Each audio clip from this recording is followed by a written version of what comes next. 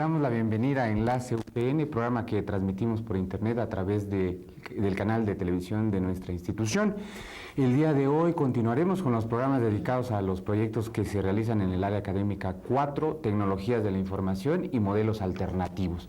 En esta ocasión nos acompañan la profesora Luz María Garay Cruz y la profesora Ruth Briones Fragoso, que nos presentan el proyecto Uso y Apropiación de Tecnologías de Información y Comunicación entre la planta docente de la Universidad Pedagógica Nacional, Unidad Ajusco. Bienvenidas. Gracias por la invitación. Las dos. Fíjense que de un tiempo para acá hemos cambiado el formato, entonces pedimos que ustedes se presenten, ¿verdad? Empezamos con Ruth. Sí, claro. Bueno, yo soy la maestra Ruth Briones, pertenezco al cuerpo académico Modelos Educativos Virtuales y trabajamos 4 personas en este cuerpo haciendo sobre todo investigación en las líneas de educación en línea y aprendizaje integrando tecnologías de la información. Muchas gracias, Ruth. Bienvenida. Gracias. Luz. Y bueno, yo soy la doctora Luz María Garay, igual estoy en este cuerpo académico y he estado trabajando en los últimos 10 o 15 años más o menos, asuntos que tienen que ver con tecnologías, medios y educación. Muy bien, bienvenida, Luz María. Vamos a tener una charla alrededor de su proyecto y vamos a comenzar con una pregunta.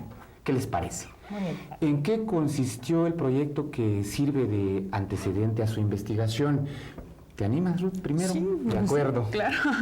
Bueno, el proyecto inicial de esta investigación surgió por una iniciativa concretamente de la doctora Garay, en donde ella estaba trabajando conjuntamente con la Facultad de Ciencias Políticas de la UNAM, donde ellos estaban haciendo un diagnóstico de cómo utilizaban las tecnologías, en este caso los profesores de distintas universidades.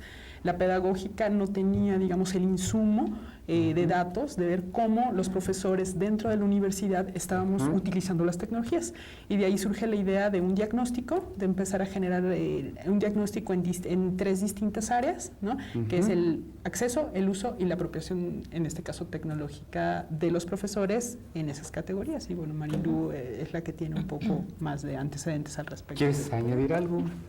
Bueno, sigue un poco la idea de tener ese diagnóstico, digamos que, como bien señala Ruth, fue un megaproyecto, digamos, de varias universidades y nosotros sumamos la posibilidad de hacerlo en la UPN. Tenía como fin tener información para cosas que tenían que ver más con políticas institucionales en la toma de formación, en la toma de decisiones para la formación de los docentes en el uso de tecnología.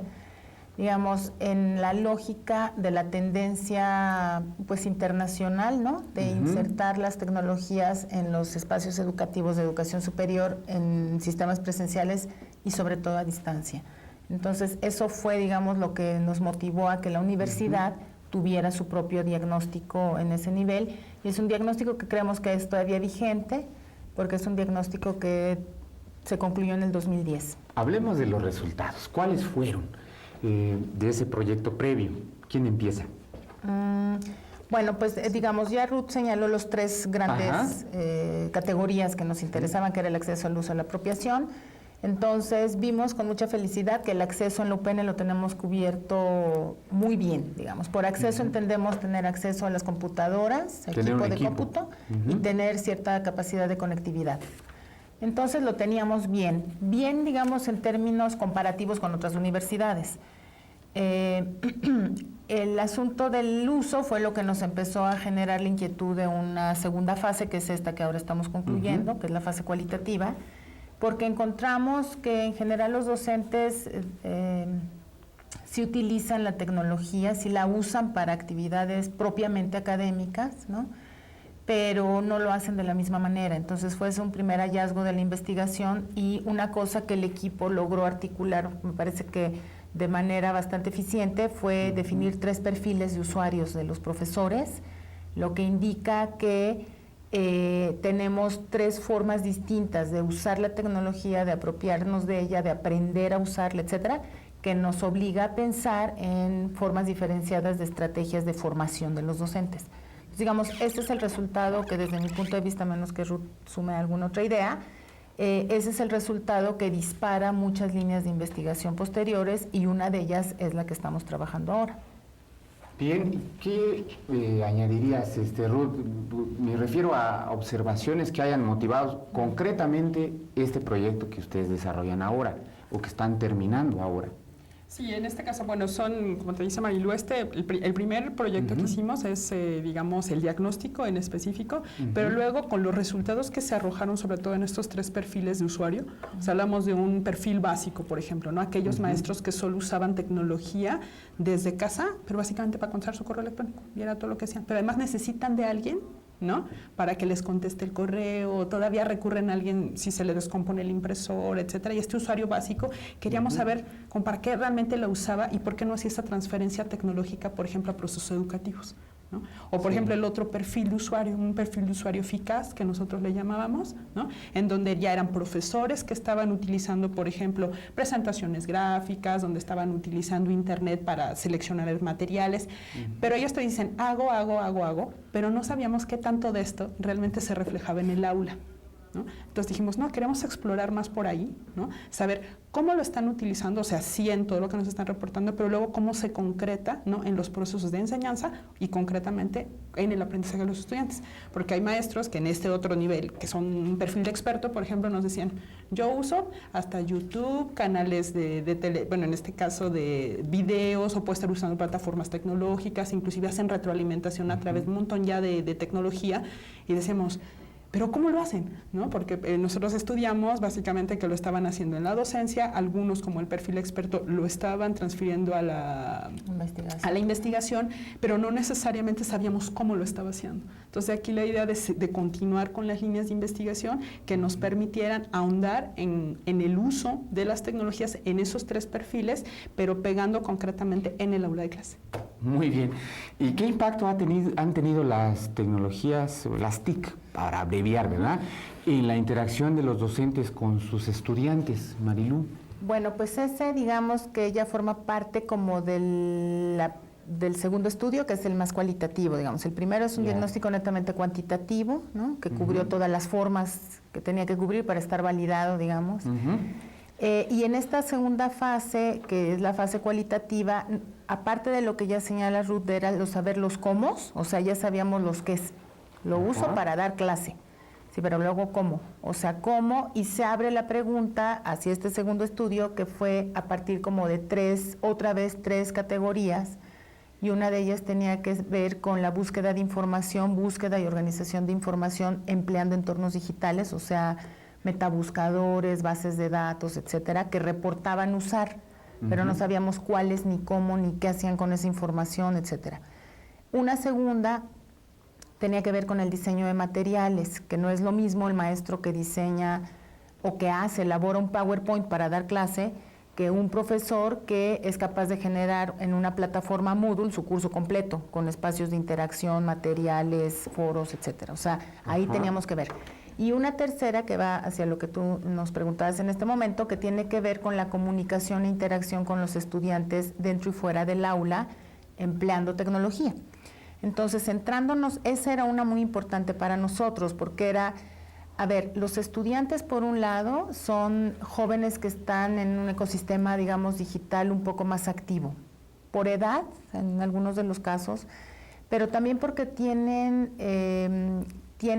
acceso ya a recursos tecnológicos que están puestos ahí, que se ha abaratado la tecnología, que la propia universidad tiene espacios que les favorecen el uso de la tecnología, en fin, entonces tienen computadoras portátiles, tienen gadgets como los celulares, los iPods, los iPads, etcétera. Entonces tienen un entorno digital como mucho más vivo. ¿Y qué pasa con los maestros? Si pensamos en los 3 perfiles, ¿no? Lo que nos interesaba saber es qué tanto están logrando los profesores y los alumnos encontrar espacios, digamos, de interacción que les permita ayudar de alguna manera al proceso de enseñanza-aprendizaje. Y hemos encontrado varias cosas, tal vez me estoy adelantando un poco a lo que tal nos puedas preguntar en algún momento, que es cómo sabemos eso de los estudiantes. Entonces hemos tenido que hacer en paralelo trabajo también con los estudiantes, grupos de discusión, entrevistas, etcétera, para saber esta otra parte de el alumno, cómo ve lo que está pasando con los maestros. Y lo que hemos encontrado hasta ahorita es que depende mucho del perfil del maestro, la manera como encara el uso de la tecnología para la interacción con los estudiantes. Por ejemplo, el profesor que dice Ruth que sigue usando solamente correo electrónico para sus actividades, pues es obvio que transfiere el uso del correo electrónico para estar en contacto con los alumnos a veces. Pero hay otros que no, que siguen manteniendo la comunicación cara a cara como la más valiosa, digamos, y otros profesores que incluso ya están transitando a redes sociales, por ejemplo, o a plataformas para tener otras vías de comunicación con los profesores. Pero digamos, es un gran tema ahí que todo el tiempo hay que estar revisando para entender cómo se está dando la interacción entre estos dos actores. Muy bien. Ruth, y pensando en esto que ya explora el uso que le dan los profesores a las tecnologías en su desempeño como profesores, como tales, ¿cuáles son los problemas a los que se enfrentan ellos, los profesores, para incorporar las tecnologías en el desempeño concreto de su actividad docente? Mira, sí, bueno, al menos en el estudio salieron resultados como muy interesantes porque uno... se rebasó esta idea de que los maestros, como no tenían acceso a infraestructura, ese era un primer impedimento. Como la universidad sí nos garantiza, ¿no? En este caso, la infraestructura, o sea, los docentes hoy todos tenemos una computadora, se hace personal por proyectos de investigación, lo que sea, tenemos acceso a una red de, pues hoy de un poquito mediana calidad, pero que sí nos permite tener acceso hoy a este tipo de herramientas, ¿no?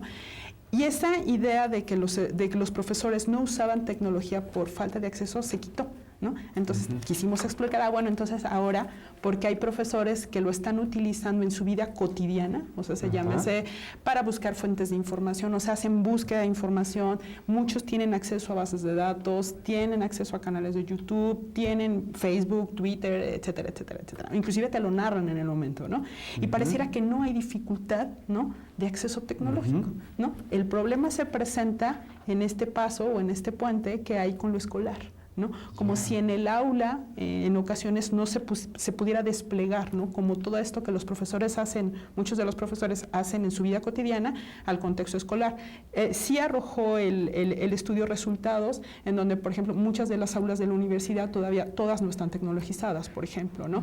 O en muchos de los espacios de la universidad no hay acceso a puntos de red que te permitan conectarte de una manera fácil. Entonces yo, Ruth, traigo un video y lo pongo en mi clase, pero pues de repente la conexión se me cayó, ¿no? Entonces ahí se te rompe la actividad. Entonces pareciera...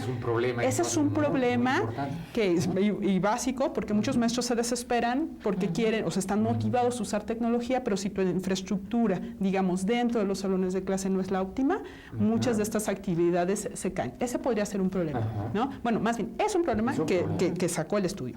Otro problema importante es que los profesores no tenemos muchas veces la imaginación, ¿eh? Y aquí sí estoy hablando de un contexto de creatividad, inclusive, de cómo imaginación, creatividad para generar, hoy Marilu hablaba de ecosistemas, ¿no? O sea, todo un ecosistema que se está generando, hay ambientes, hay entornos virtuales que requieren de otro tipo de enseñanza. Y de repente ahí nos falta, y nos falta, incluyéndome yo, en este tipo de ecosistemas, porque en el estudio dice, o sea, el maestro puede utilizar tecnología, pero cuando lo llevo a las estrategias, hago las que sé hacer.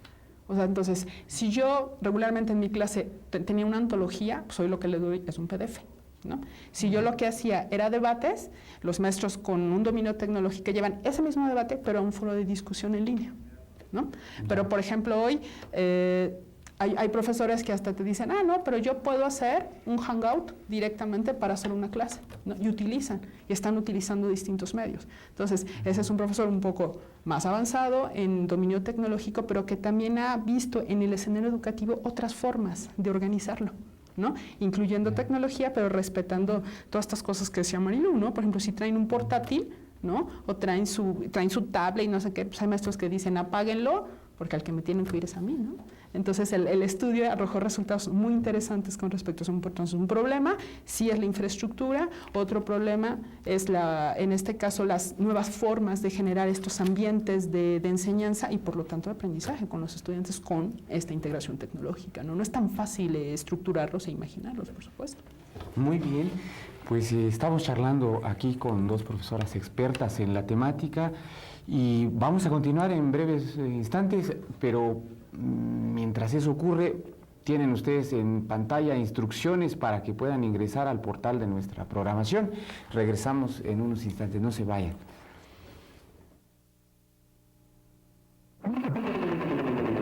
Para acceder a las transmisiones por internet del canal de radio y televisión de la UPN, escribe la dirección radioytv.upn.mx en el espacio identificador de la página web en la parte superior. O busca nuestra página en tu navegador. Simplemente teclea esta dirección y en la búsqueda aparecerá la página del portal. Ahí podrás seleccionar la programación de televisión, de radio o las transmisiones en vivo. Para otros dispositivos como teléfonos celulares con sistema operativo Android, iPod u otros, sigue las indicaciones que aparecen en tu dispositivo. Estamos de vuelta con nuestras invitadas. Gracias por venir. Bien, vamos a continuar con nuestra charla. ¿Cuáles son los objetivos del presente trabajo de investigación, mi estimada Marilu? Bueno, pues eran, tal vez un poquito ya hemos ido adelantando sin querer, pero nos interesaba conocer los usos docentes, porque ya no eran tantos usos para investigación, difusión, etc., no, sino los usos docentes, y entendíamos como en esta parte de la docencia estas tres cosas que ya habíamos mencionado, ¿no? Ajá. Que era la búsqueda, selección y organización de información, en dos sentidos también. Una era saber qué hace el maestro con esa información que encuentra para su propio desarrollo profesional, y otra es qué de esa información utiliza como insumo para compartir con sus estudiantes o diseñar materiales. Eran como dos vías en el asunto de la búsqueda de la información. El segundo, que ya decíamos, era el diseño de materiales. Queríamos saber qué tanto lograban los profesores incorporar contenidos y traducirlos como al lenguaje multimediático. O sea, hay profesores, por ejemplo, encontramos en las entrevistas que sí producen su propio material, hacen videos, por ejemplo, se graban ellos mismos explicando una cosa y después la comparten con los alumnos o la proyectan y ya la guardan y la usan varios semestres. Están explicando un concepto y se graban ellos mismos. Otros no, otros hacen PowerPoint, otros simplemente hacen carpetas con direcciones electrónicas que comparten a los estudiantes. Entonces queríamos ver como la gama que había ahí en el diseño de materiales.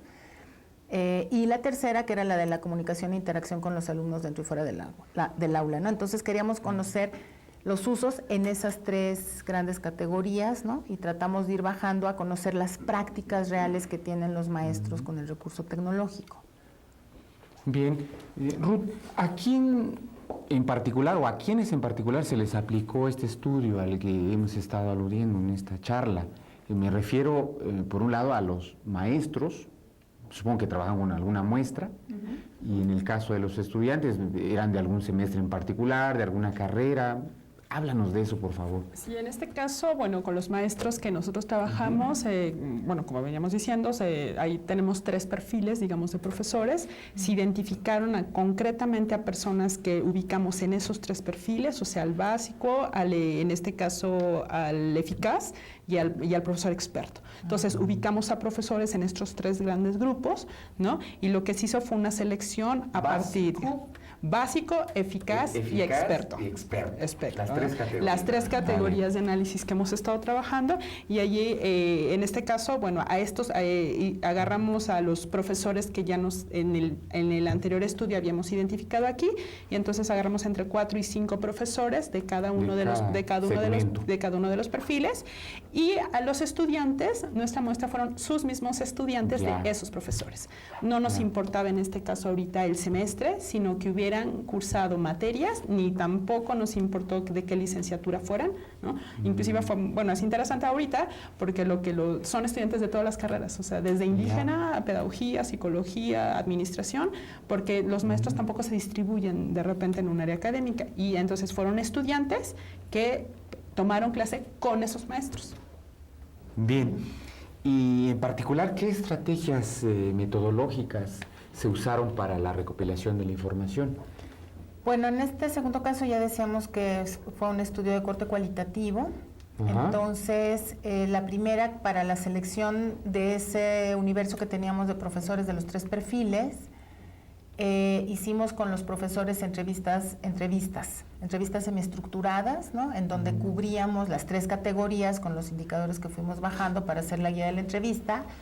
Y trabajamos también con técnica de saturación, digamos, ¿no? O sea, dijimos, vamos a trabajar con 10 maestros de entrada, pero en realidad una vez que empezamos a aplicar las entrevistas, empezamos a encontrar como mucha reiteración, lo cual es interesante, porque sí hay una coincidencia en las respuestas que nos dan los maestros que tenemos organizados por perfiles. Y con los estudiantes ya era muy difícil poder trabajar en entrevistas, entonces ahí nos inclinamos más por grupos de discusión,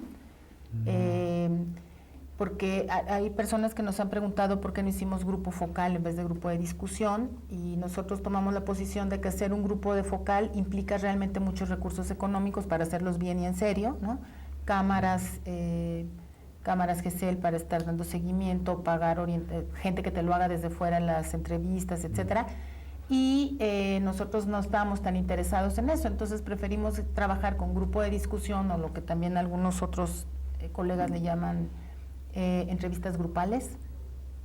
Y elaboramos igual la guía y hicimos grupos de discusión, como ya lo señalaba Ruth, 3, uno por perfil de profesor, y uno que era totalmente distinto, es decir, buscamos simplemente estudiantes que hubieran pasado por asignaturas ya hasta cuarto semestre por lo menos, que nos les dieran idea ya de la experiencia de uso de recurso tecnológico en el aula. Y en este caso, pues sí, a veces son grupos muy numerosos. ¿Cómo le hicieron ahí? ¿Trabajaron con todo el grupo? ¿Una muestra? Seguimos como la regla del grupo de discusión, ¿no? Que va de 3 a 10, y nosotros tratamos de mantener un número intermedio. Por ejemplo, en el grupo que es el grupo libre, digamos, el que no correspondía a ningún perfil, tuvimos que hacer 3 grupos porque fue un poco complicado de repente. Al primero solamente llegaron 3 alumnos, entonces no teníamos como mucha riqueza de información, y repetimos y logramos uno de 8 y uno más de 6. Pero en realidad tratamos de irnos ajustando como a un promedio de 5 o 6 alumnos por grupo de discusión. Bien. Ruth, ¿a qué problemas se enfrentaron para llevar a cabo todos estos momentos de la investigación? Esto porque las personas que nos ven tienen mucho interés en saber, bueno, aquí hay un procedimiento para hacer una investigación de este tipo, pero también es bueno que sepan qué problemas aparecen, ¿verdad? Mira, realmente yo creo que el problema básico que se dio en la investigación fue en encontrar la conformación de estos grupos de estudio de los que te hablo con estudiantes.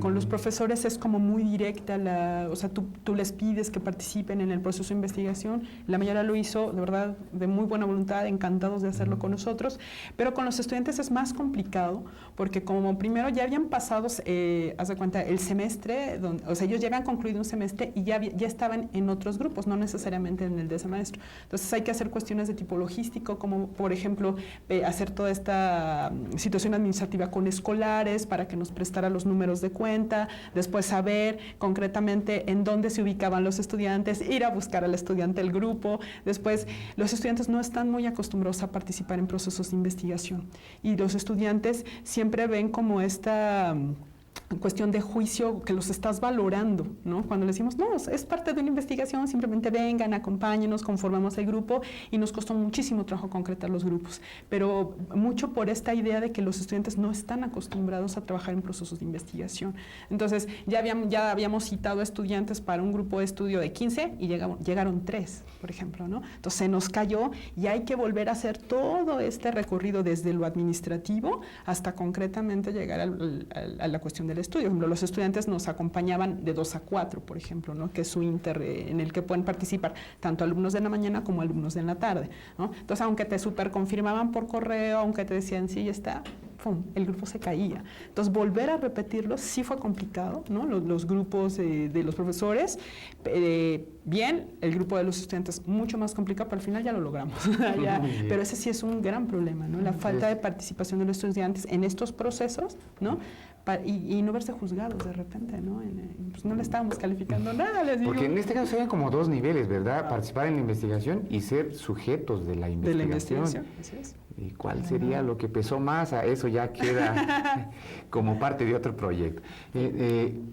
¿Habría algún otro problema que de pronto sería bueno que conocieran quienes nos están viendo en este momento? Bueno, pues yo creo que es que son como distintos niveles también de las problemáticas a las que nos fuimos enfrentando, ¿no? Porque el diseño del proyecto de investigación en papel siempre suele ser perfecto, y en la práctica ya es complicado, digamos. Esto que señala Ruth sí fue todo un reto, porque tú me preguntabas si me lo quedé pensando ahora, y el punto es cuáles fueron los criterios para elegir, y entonces este era un universo que trabajamos mucho a conveniencia, digamos. digamos. O sea, una cosa que sí nosotros teníamos muy clara es que los estudiantes que tenían que formar parte de esos grupos de discusión debían haber sido alumnos de esos maestros entrevistados, porque si no, no íbamos a poder contrastar la información. Y una cosa que ha sido importante en el trabajo y que es importante, digamos, como en general para las investigaciones, es este asunto del manejo de el anonimato de nuestras fuentes, ¿no? Para empezar, en el momento que presentemos reportes, y acá sí va a un nivel muy importante de ética porque es trabajo de colegas y de estudiantes.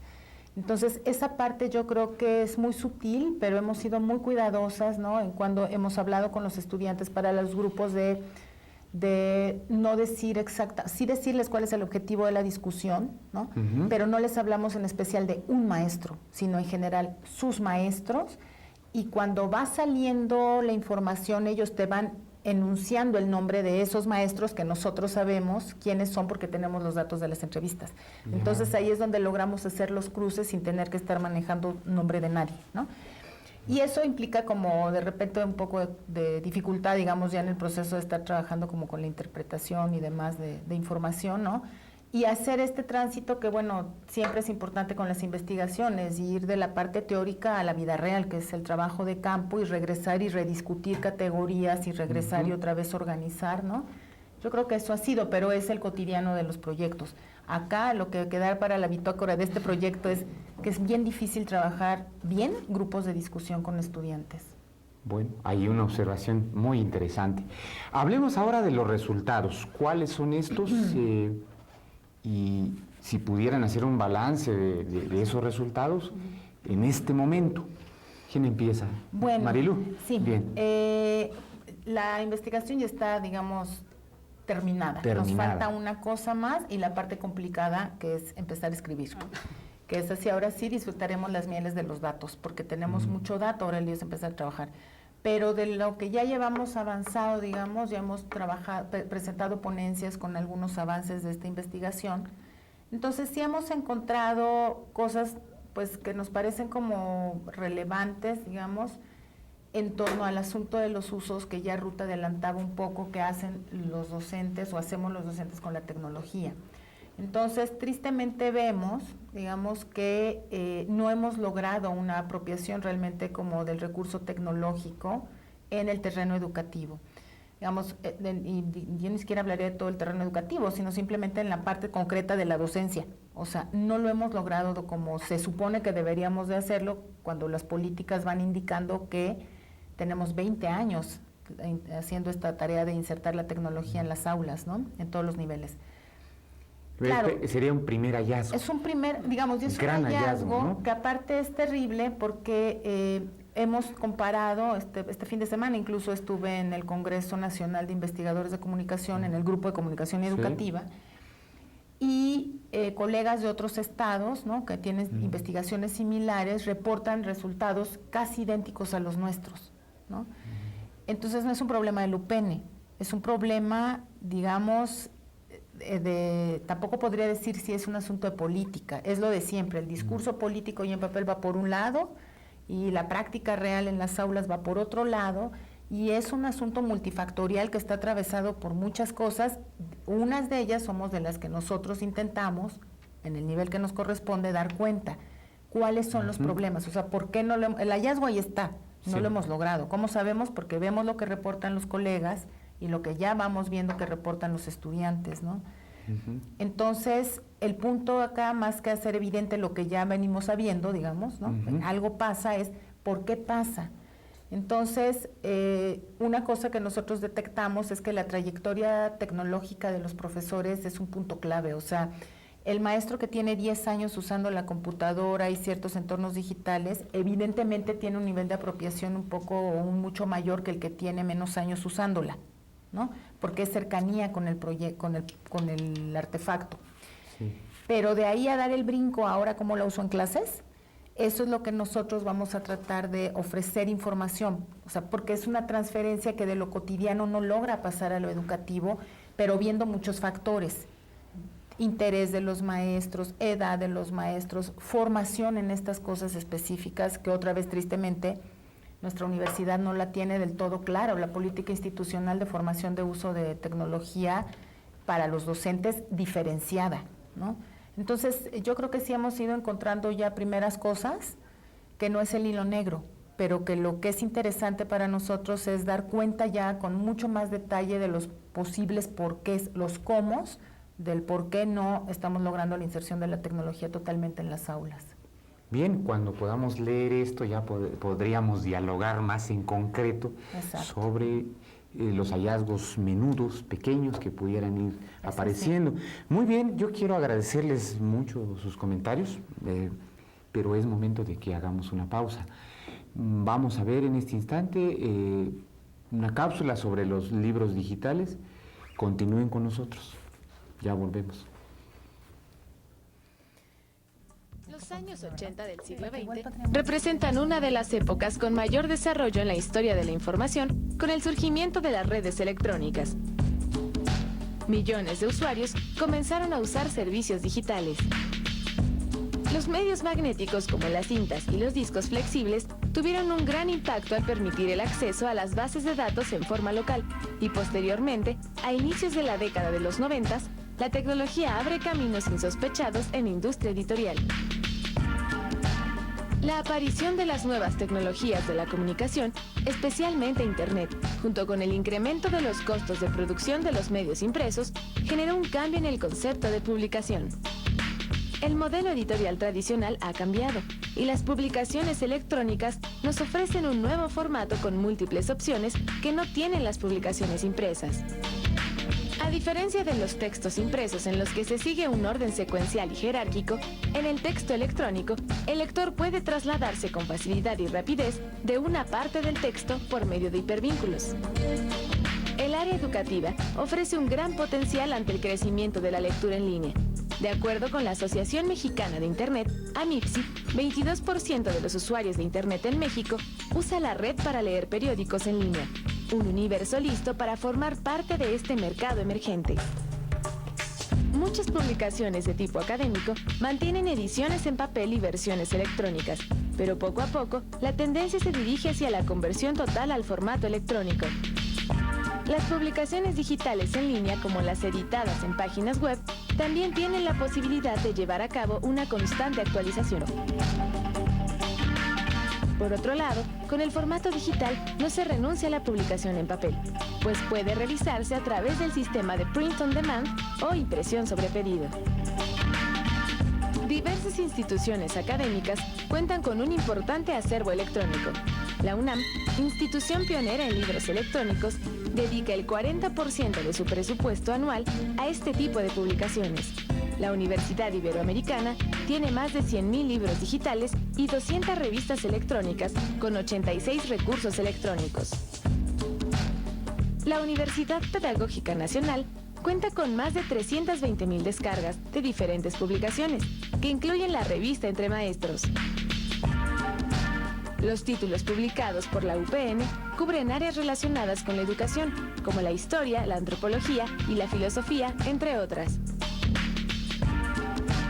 El cambio hacia estas tecnologías digitales representa una inversión en costo y tiempo, lo que permite una distribución más eficiente de la producción editorial de nuestra casa de estudios. Con especial atención en temas dedicados a la educación, la UPN está a la vanguardia y pone al alcance del público el conocimiento que se genera en nuestra institución. En la Universidad Pedagógica Nacional nos enfrentamos a un importante reto: aprovechar el nuevo formato que nos ofrecen los soportes digitales de producción y difusión del conocimiento para cumplir nuestro objetivo: educar para transformar. Siguiendo con nuestra conversación, Marilu, ¿cuál es el avance de la investigación? Estábamos ya en el segmento anterior hablando de ello y, sí, bueno, continuemos. Estábamos con esta historia de los hallazgos que decíamos, no es el hilo negro, pero estamos poniendo en blanco y negro la voz de los actores del asunto, digamos, y estamos encontrando estas cosas. Y ya decíamos lo de los profesores, y la otra parte que hemos ido encontrando con los estudiantes también es interesante, digamos, que nos detengamos a reflexionar ahí, porque pasan dos cosas. Por un lado, en el imaginario que los profesores hemos construido de los jóvenes estudiantes, Damos por hecho que ellos tienen desarrolladas habilidades digitales de por sí. O sea, por el hecho de ser joven, es hábil digitalmente y tiene acceso a toda la tecnología. Y eso no es cierto. Si bien yo decía en alguno de los momentos previos que sí son jóvenes que están en ecosistemas que están altamente digitalizados, también hay diferenciación entre ellos. Entonces, sí hay alumnos que son muy hábiles en el manejo del recurso tecnológico y los entornos, pero hay otros que no, que tienen un primer nivel de acercamiento hasta que llegan a la universidad. Hay el caso de una joven que cuando estábamos en el grupo de discusión y tal, me decía que la primera vez que se vio obligada a sacar una cuenta de correo electrónico fue cuando entró a la universidad, porque los maestros se la pidieron, para el registro se lo pidieron, etcétera, pero antes ella no se había enfrentado a la necesidad de hacerlo. Bastante raro, pero es cierto, pues. Y los profesores los vemos a ellos como muy hábiles digitalmente y entonces queremos que hagan cosas, pero no les enseñamos cómo hacerlas. O sea, damos por hecho que ellos lo pueden hacer. Hagan un video, hagan un audio, hagan una presentación y nadie les enseña cómo tienen que hacerlo. Entonces los jóvenes van aprendiendo solitos también, igual que los maestros. Y por otro lado, cuando ya uno indaga con los estudiantes qué pasa, cómo perciben el uso de la tecnología por parte de los maestros en las aulas, pues hemos llegado a respuestas, ha habido de todo, digamos, pero una respuesta que a nosotros nos ha generado mucha preocupación, digamos, cuidando matices y factores alrededor, es que incluso hay estudiantes que reportan que prefieren que los maestros no usemos tecnología, porque no ven que lo usemos bien. O sea, porque nos han dado casos así, ejemplos de, es que mire, llega el maestro y pone un PowerPoint con la letra así de chiquita y quiere que vayamos leyendo, o él expone leyendo lo que dice el PowerPoint, que son cosas que los maestros criticamos a veces a los alumnos, pero hay algunos colegas que repiten esa práctica que critican en el alumno. O nos ponen una película, pero es como si antes nos las ponían en el DVD y luego en el CD y ahora la bajan del YouTube. Pero en realidad la actividad docente no ha cambiado. O sea, ha cambiado el soporte tecnológico, pero la actividad en sí no ha cambiado.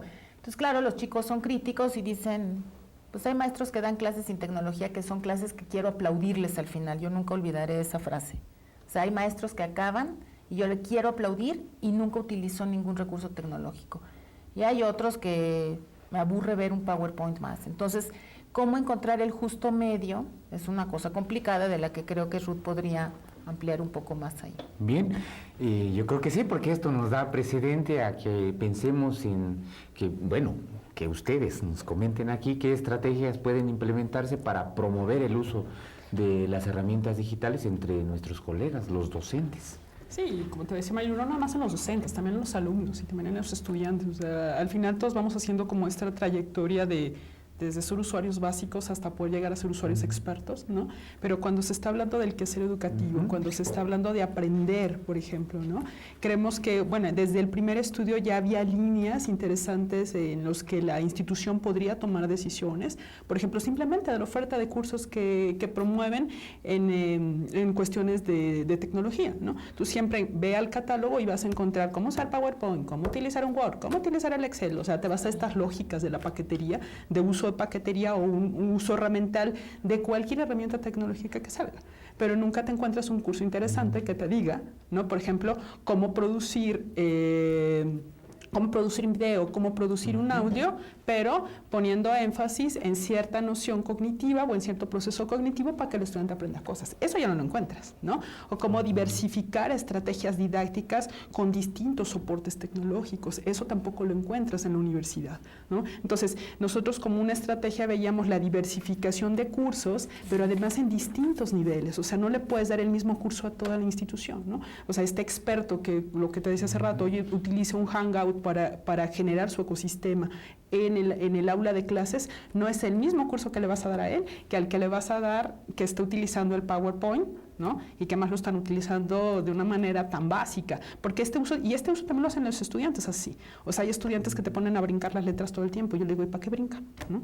Entonces me decían, es que no sé cómo hacerla, ¿no? Es que no sé cómo poder hacer un interactivo, ¿no? A partir del cual yo le pueda enseñar al maestro, pueda poner mi noción en juego, tal. Entonces, hablamos de este tipo de cursos o de este tipo de entornos, pero en donde se combinen herramientas tecnológicas ¿no? En este caso, con los procesos de enseñanza o con los procesos de aprendizaje en específico, ¿no? Hoy hay estudiantes que quieren hacer, por ejemplo, producciones mucho más avanzadas hoy, como interactivos, participar en la producción de un software, etcétera, y llegan con nosotros y nos dicen, pero ¿en dónde están esos espacios? Los chicos no están encontrando espacios de producción en los propios proyectos de investigación. O sea, los proyectos de investigación tampoco estamos invitando a estudiantes a producir cosas. Esto de lo que habla la universidad, que esa es otra estrategia, de que se involucra a los estudiantes en toda su línea formativa. Tampoco hay proyectos que se estén desarrollando con estas nuevas lógicas, ¿no? Y creemos que es un punto importante insertar al estudiante dentro de estos proyectos, pero como productores de cosas, porque lo han hecho. O sea, yo he tenido oportunidad de ver la capacidad que un chico, que tú lo estás formando en la herramienta tecnológica, pero también vas integrando todos estos procesos, lo que pueden producir es sensacional, ¿no? ¿Y por qué no llegar hoy hasta las realidades aumentadas y todas estas cosas de las que hoy tecnológicamente las vemos, pero que producirlas es muy complicado? Y por supuesto las políticas institucionales como estrategia, ¿no? De acceso, en donde tú como universidad, que ese es otro plano de mucho más alto, donde no puedes dejar de invertir en infraestructura tecnológica y no puedes dejar de invertir en procesos de desarrollo tecnológico. Si no estamos puestos en estas dos esferas, tampoco como universidad vamos a lograr esta integración tecnológica, tanto de los estudiantes como de los profesores. Bien, entonces hablaríamos de dos niveles estratégicos, ¿verdad?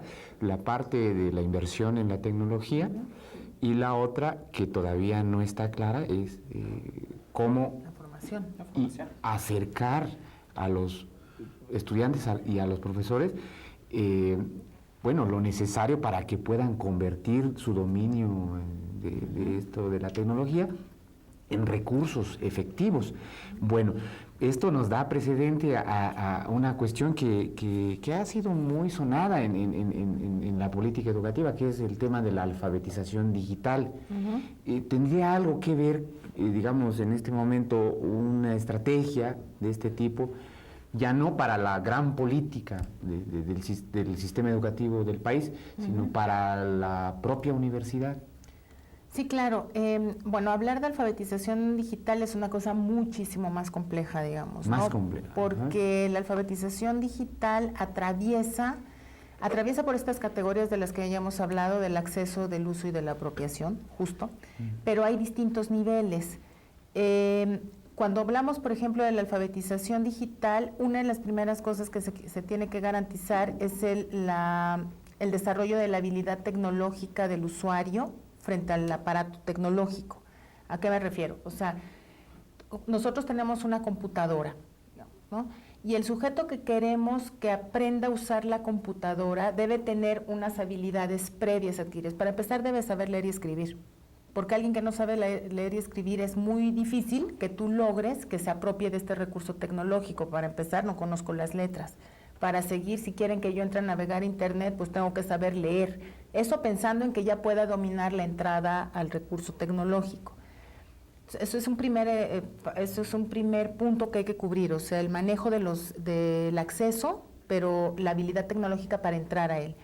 Y después viene todo lo que tiene que ver con las habilidades comunicativas, cognitivas, de interacción, etcétera, para llegar al máximo de la alfabetización digital, que es ser crítico con la información que se maneja, sobre todo porque aquí nos catapulta a una dimensión que es Internet y la información que circula en Internet, que es otro gran pleito que descubrimos en la información que nos fue arrojando la investigación, y hay docentes en el rubro 1, si recuerdan que hablábamos de búsqueda de selección y organización de información.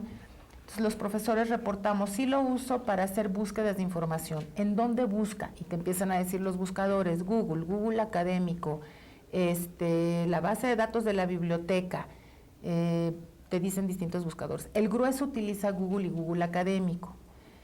Pero luego viene, ¿y cuál es el criterio que usted tiene para hacer válida esa información que está usando y sumarla en su ensayo?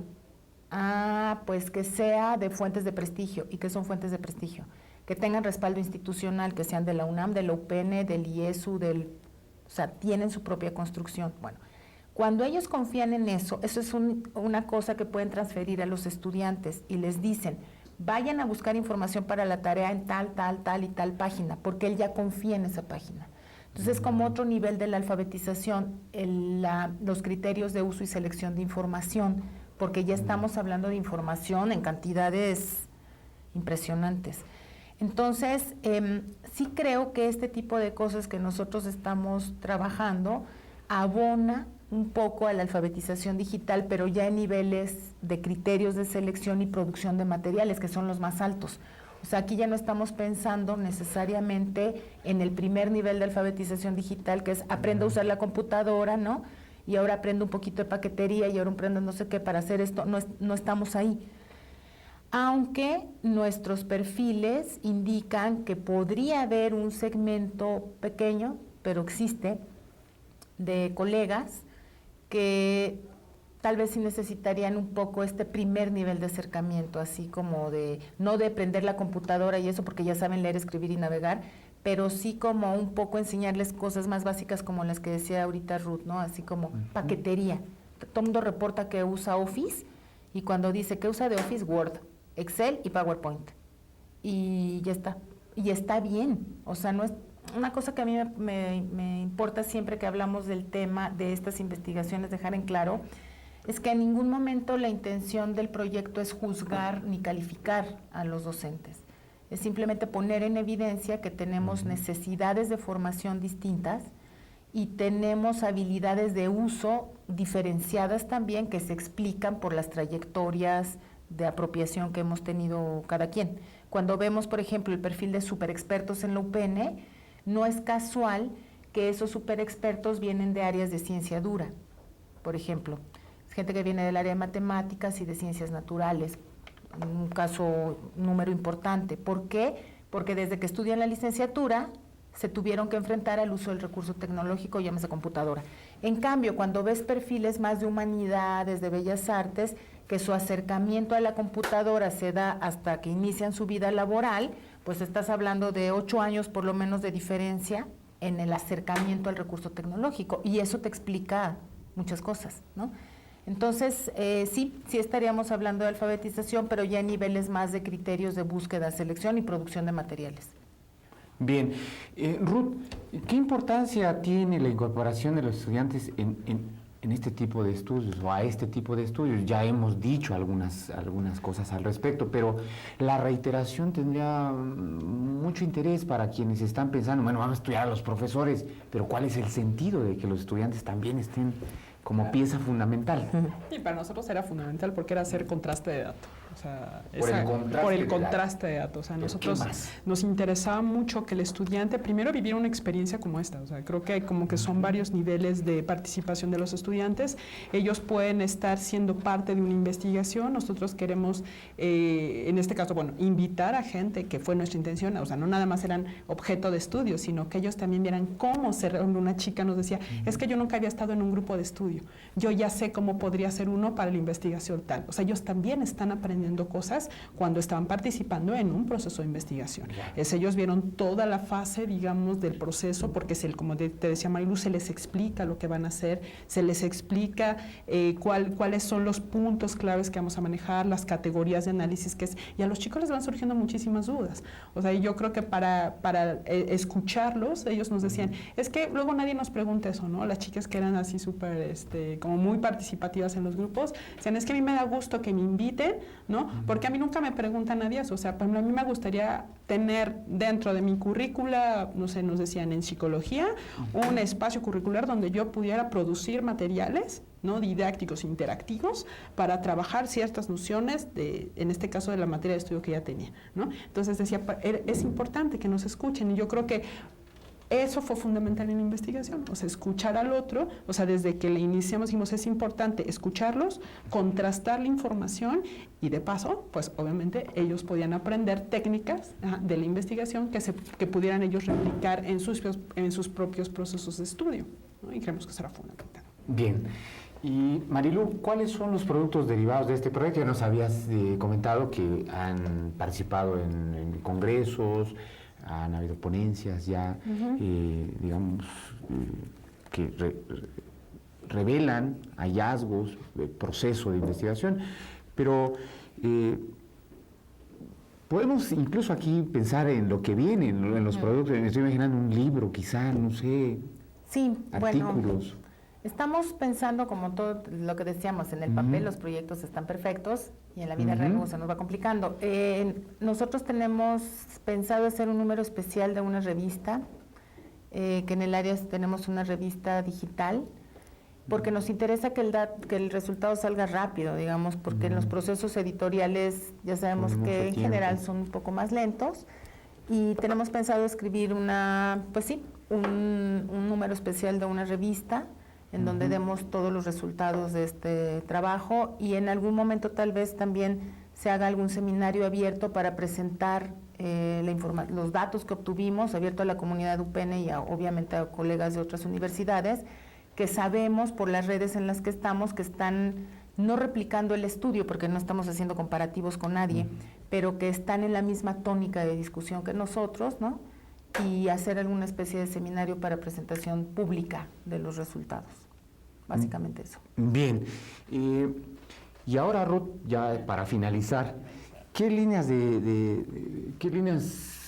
se podrían seguir, líneas de investigación, para continuar con la temática, para darle seguimiento a los resultados que ahora han conseguido?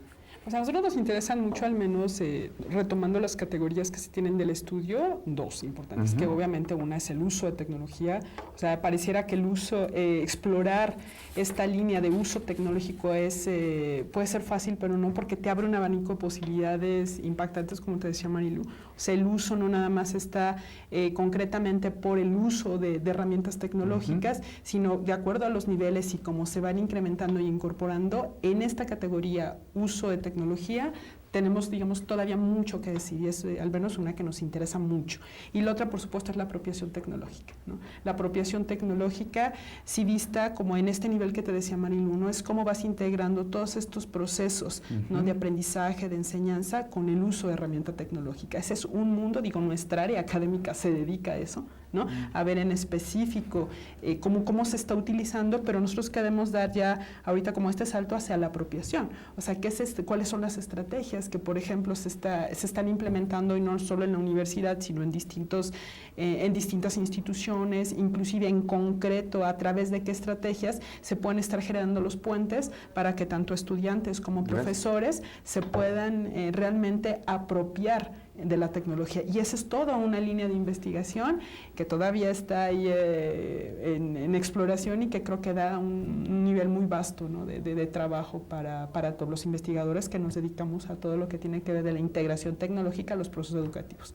La apropiación creo que es fundamental. Hoy se habla de que todas estas concepciones de sociedad del conocimiento, los alumnos productores de conocimiento, los profesores productores, ¿no? Pero cuando hablamos de producir, ¿qué? ¿No?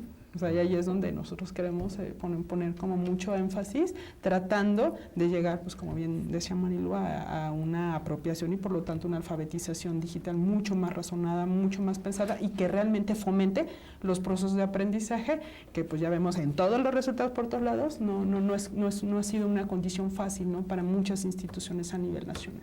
Muy bien. ¿Algo que quisieras agregar, Marilu? Bueno, pues muy brevemente, digamos, se abren estos nuevos interrogantes como todo proyecto, pero como proyecto cerramos ya el proyecto, digamos, o sea... Se abriría uno nuevo en todo caso. Se abren nuevas líneas y nuevos proyectos, porque tampoco puedes estar como, digamos, en un proyecto que iniciamos 2009 más o menos, le hemos dado mucho tiempo, ya hicimos las dos etapas que teníamos que dar, digamos, que era la cuantitativa y la cualitativa.